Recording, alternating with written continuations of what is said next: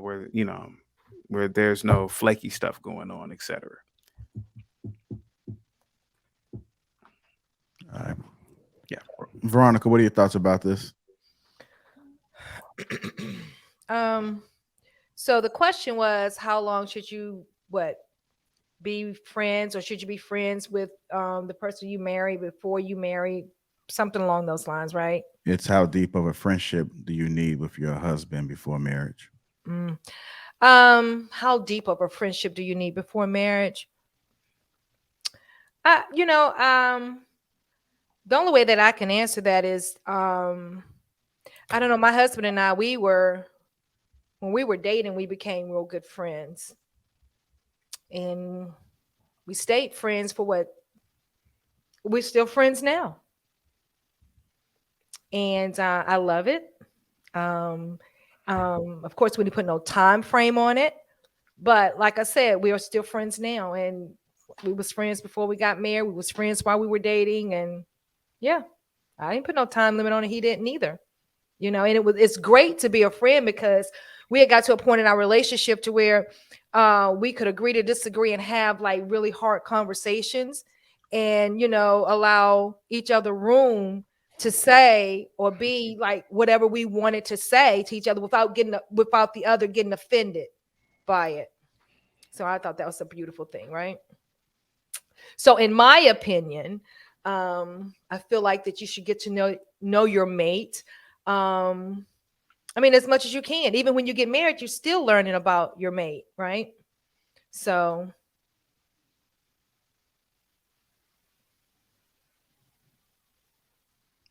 You finished?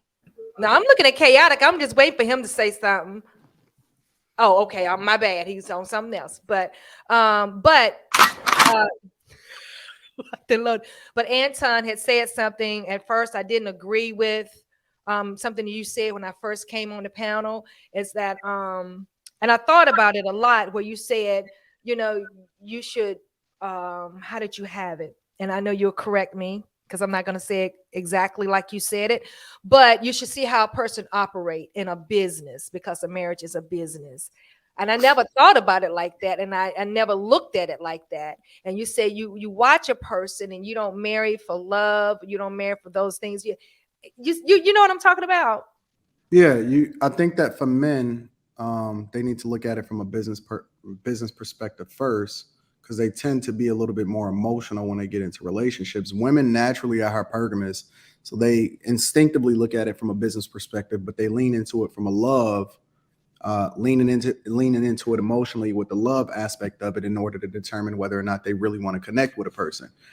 Two things can be true at the same time, in my opinion. I think that you should look at it from a business perspective, because that allows for you to be able to see through the BS and then protect yourself, leverage your relationship in order to really be able to capitalize off of it in a lot of different ways.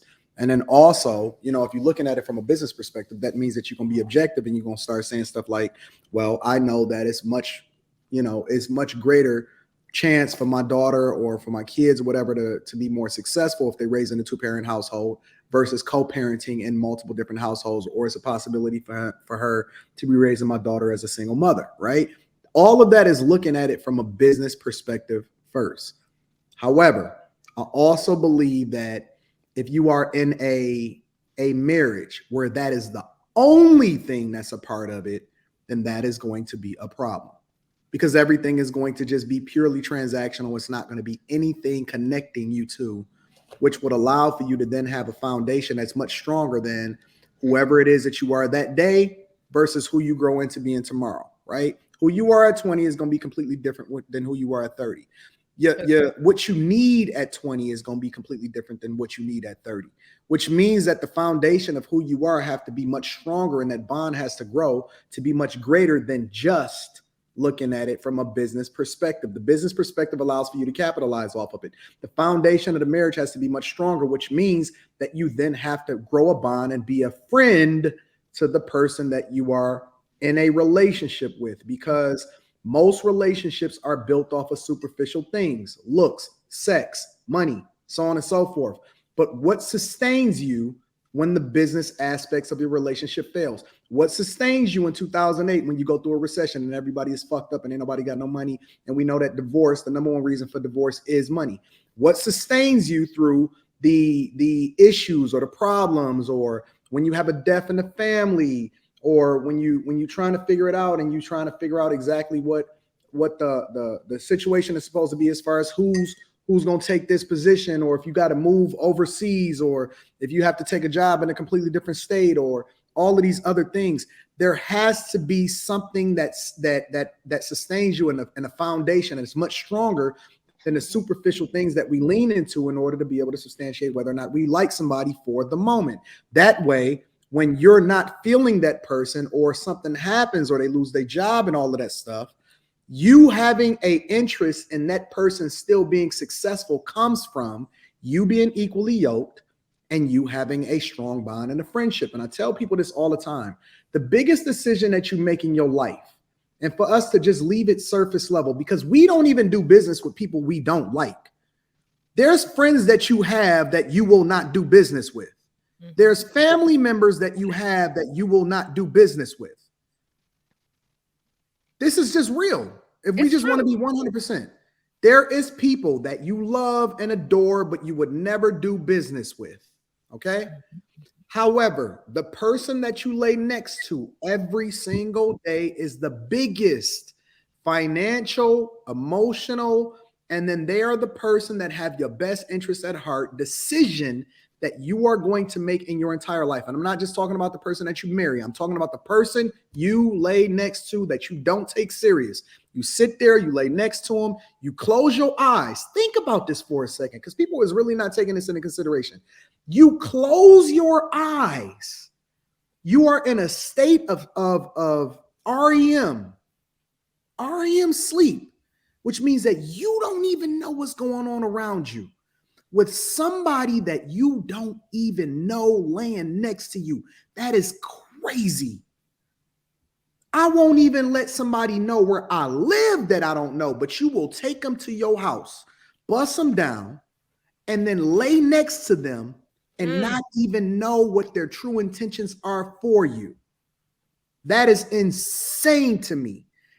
We take so serious how it is that we sign the contracts for our jobs. We won't even show up to work without having an agreement, an employment agreement with our employer, but you will sit there and make a bond with somebody and not have your business together and then take serious who it is that you lay next to every single day, as though that is just the way that we're supposed to be operating. That's crazy to me.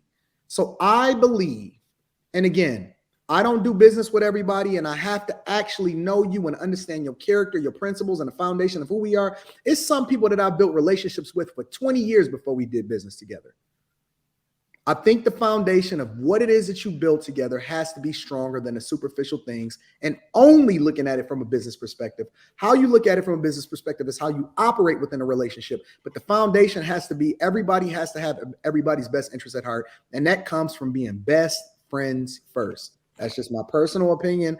I think that that's the thing that sustains you for a lifetime. If you see these older couples on Instagram and you see these clips and these reels and that junk be real, that's the realest clips that I see on Instagram.